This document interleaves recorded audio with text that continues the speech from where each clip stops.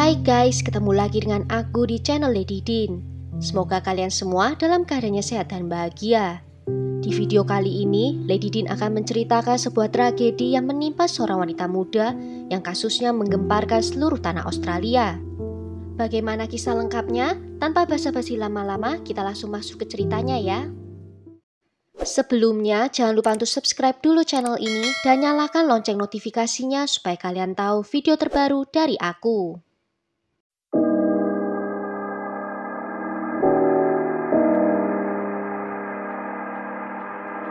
Do you think about that? A lot. Makes me feel not concerned for my safety. I'm concerned for my family's future and the repercussions of what might happen if they are released. I know what I'll do. What?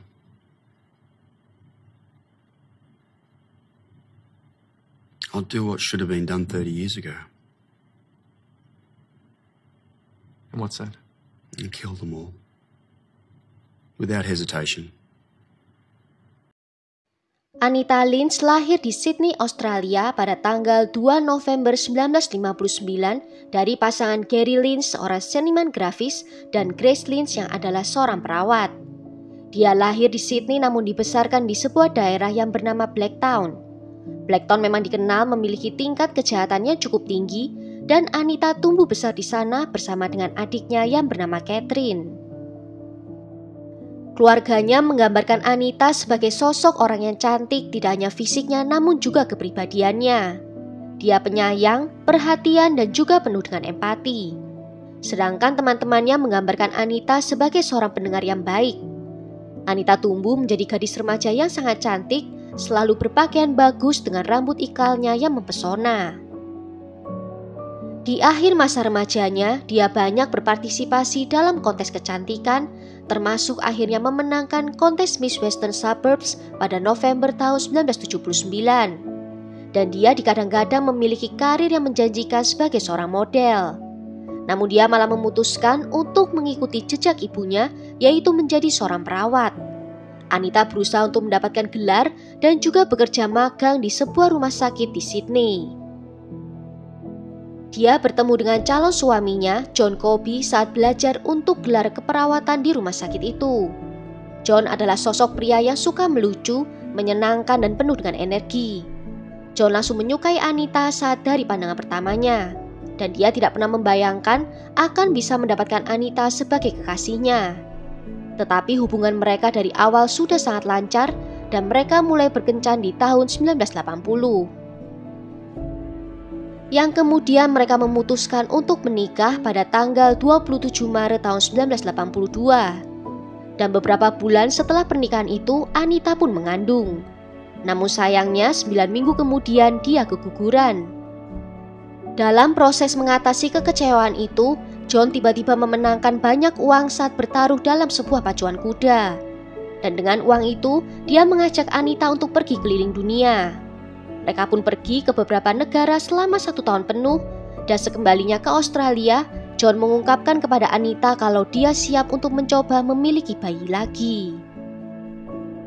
Namun, kali ini Anita ternyata tidak sependapat dengannya. Anita merasa belum siap untuk memiliki anak. Masalah ini akhirnya menimbulkan adanya jarak dalam hubungan mereka. Dan pada tahun 1986, mereka memutuskan untuk berpisah sementara selama 6 minggu untuk mencari tahu apa yang mereka inginkan dalam hubungan itu. Setelahnya, Anita kembali lagi tinggal di Blacktown bersama dengan orang tuanya. Dan menjelang di akhir 6 minggu itu, mereka bertemu lagi untuk membicarakan hubungan mereka. Mereka pergi liburan romantis untuk menghidupkan kembali hubungan mereka dan mereka memutuskan untuk membeli rumah dan memulai keluarga kecil mereka. Anita masih bekerja di Sydney dan pulang pergi setiap hari dari rumahnya di Blacktown. Di hari naas itu, di tanggal 2 Februari 1986, dia baru saja selesai bekerja di rumah sakit Sydney pada jam 3 sore dan berjanji untuk bertemu dengan teman-temannya untuk makan malam. Selesai acara makan malam, Anita kemudian naik kereta api dari stasiun kereta sentral ke stasiun Blacktown. Dan sesampainya di sana, dia biasanya akan menelpon ayahnya untuk minta dijemput. Namun di hari itu dia kemungkinan besar memutuskan untuk berjalan kaki pulang setelah melihat telepon umum dalam keadaan rusak dan tidak ada taksi yang tersedia di pangkalan taksi. Anita sedang berjalan kaki sendirian dari stasiun melewati sepanjang Newton Road di sekitar pukul 10 malam. Ketika sekelompok 5 pria melaju di sampingnya dan menghentikan mobil Holden curian mereka. 2 pria melompat dari mobil dan menyeretnya masuk ke dalam mobil, di mana Anita terus melawan dan menjerit. Seorang anak laki-laki dan ibunya mendengar seseorang berteriak dari luar rumah mereka, dan dia keluar tepat waktu untuk melihat Anita dipaksa masuk ke dalam mobil penyerang. Bocah itu berlari keluar untuk membantu, tetapi mobil itu melaju sebelum dia mencapainya. Beberapa saat kemudian, tetangganya tiba di rumahnya dan setelah diberitahu tentang penculikan itu, mereka berdua pergi mencari mobil tersebut. Mereka akhirnya melaju ke Ring Road dan berhenti di area yang kosong, di mana pria itu menggunakan lampu sorot untuk memeriksa area berumput. Saat tak menemukan apapun, mereka kembali ke rumah dan menelpon ke polisi untuk melaporkan apa yang telah dilihatnya. Para penyerang ternyata rupanya bersembunyi di rerumputan yang tinggi untuk menghindari sorotan lampu senter. Di dalam mobil, Anita diperintahkan untuk menanggalkan pakaiannya, tetapi dia menolak, memohon kepada penyerangnya untuk melepaskannya pergi dan mengatakan bahwa dia sudah menikah dan juga sedang datang bulan. Penyerangnya mulai meninju Anita berulang kali, mematahkan hidung dan kedua tulang pipinya sebelum memaksanya untuk melakukan seks oral kepada kelima pria tersebut. Para penyerang kemudian pergi ke pom bensin untuk membeli bahan bakar menggunakan uang yang mereka curi dari dompetnya Anita. Anita terus ditahan di mobil sambil dilecehkan secara seksual berulang kali dan terus-menerus dipukuli oleh 5 penyerangnya. Salah seorang penyerang yang bernama John Travers kemudian khawatir kalau Anita dapat mengidentifikasi mereka karena telah melihat wajah mereka dan mendengar nama mereka disebut. Dia kemudian meyakinkan penyerang lainnya untuk membunuhnya. Didorong oleh yang lain, John akhirnya melukai leher Anita sampai hampir memutuskan kepalanya. Ketika Anita tidak pulang ke rumahnya, keluarga awalnya mengira kalau dia menginap di rumah temannya. Tetapi setelah mengetahui kalau dia tidak muncul di tempat kerja keesokan harinya, mereka melaporkan kehilangannya kepada polisi. Dan keesokan paginya, di tanggal 4 Februari, tubuh telanjangnya ditemukan di area berumput oleh seorang petani. Tubuh itu berhasil dikenali dari cincin kawinnya yang khas, yang masih ada di jarinya saat ditemukan. Suaminya awalnya dicurigai atas pembunuhan ini, tetapi dengan cepat dikeluarkan dari daftar tersangka karena polisi menyadari dari hasil otopsi kalau Anita diserang lebih dari 1 orang pelaku. John menjadi sangat putus asa atas kematian Anita dan dia mencoba mengatasi kehilangannya dengan minum alkohol dan memakai heroin. Dan tak lama dia pun mulai merasa ketergantungan pada obat-obatan itu. Dan itu mengubah kepribadiannya seperti orang lain saja. Di pemakaman Anita, dia bahkan muncul dalam keadaan mabuk dan di satu titik saat peti mati Anita dibawa keluar dari ruangan, dia mulai menangis histeris dan berteriak. Publik Australia bereaksi dengan marah setelah mendengar kejadian pembunuhan Anita. Pada tanggal 6 Februari, pemerintah negara bagian New South Wales mengumumkan hadiah sebesar $50.000 Australia untuk informasi yang mengarah pada penangkapan pelaku. Di hari itu juga, pembawa acara radio pagi, John Laws, memperoleh salinan laporan otopsi Anita yang berisi rincian eksplisit luka-lukanya, dan dia membacakannya secara langsung dalam acaranya. Polisi merasa heran bagaimana hasil otopsi itu bisa bocor keluar, sedangkan keluarga Anita sendiri tidak mengetahui seluruhnya dari hasil otopsi itu karena terlalu mengerikan. Pada tanggal 9 Februari, polisi melakukan reka ulang hal yang dilakukan Anita pada malam dia menghilang dengan harapan bisa membangkitkan ingatan orang lain yang mungkin pernah melihatnya. Polisi Debbie Wallace mengenakan pakaian yang mirip dikenakan oleh Anita malam hari itu dan melakukan perjalanan kereta api pada pukul 9:12 di malam hari ke Blacktown. Detektif juga mewawancarai para penumpang dan menunjukkan kepada mereka foto-foto Anita sementara Debbie berjalan di sepanjang kereta selama perjalanan.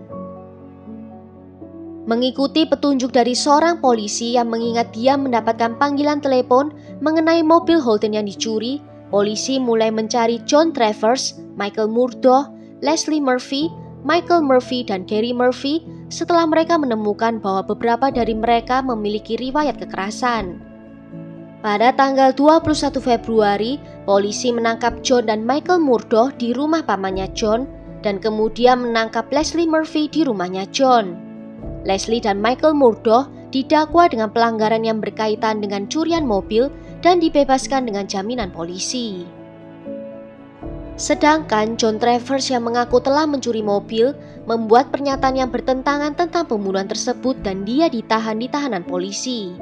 Saat di dalam tahanan, dia meminta agar temannya dipanggil agar bisa membawakannya rokok. Yang ternyata temannya itu adalah bibi dari John yang akhirnya setuju untuk membantu penyelidikan, bertemu dengan seorang petugas dan memberinya detail tentang latar belakang John. Bibinya itu kemudian dikirim kembali untuk berbicara dengan John, setuju untuk menyembunyikan perangkat mikrofon perekam di branya dan bisa mendapatkan pengakuannya. Bibinya itu kemudian pergi ke rumah Michael Murdoch sambil mengenakan alat perekam tersembunyi untuk merekam pernyataannya juga di dalam kaset. Pada akhirnya, kelima orang tersangka ditangkap dan didakwa dengan pembunuhan itu. Kelima-limanya memiliki lebih dari 50 hukuman sebelumnya, melakukan banyak pelanggaran termasuk perampokan bersenjata, penyerangan, pencurian mobil, pembobolan, dan penggunaan narkoba. Polisi mendapatkan pujian atas kerja cepat mereka dalam menangkap semua tersangka yang terlibat.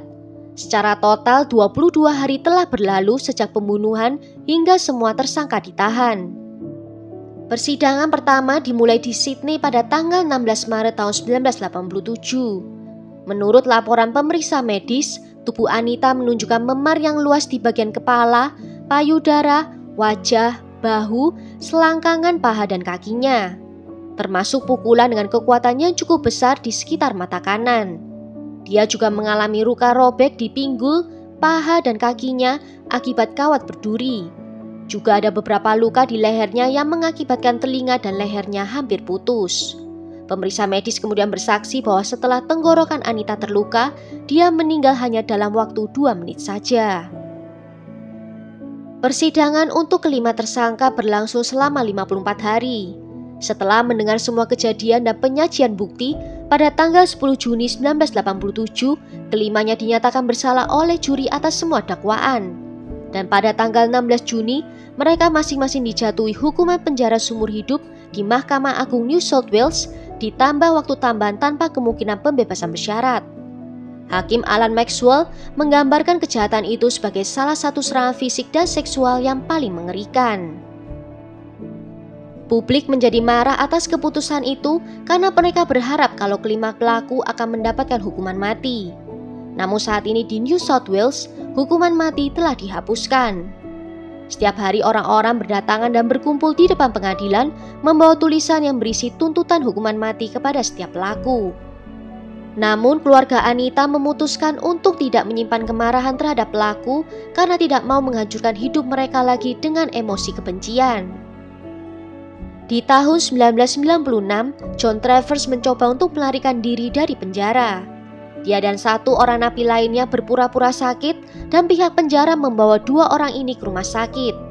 Di tengah perjalanan, mereka berdua mengeluarkan gergaji yang mereka curi dari bengkel dan berusaha untuk membuat lubang di dalam bis. Namun tentu saja usaha mereka gagal. John beserta tahanan lainnya menjadi narapidana yang paling dibenci di penjara itu karena kejahatan yang mereka lakukan.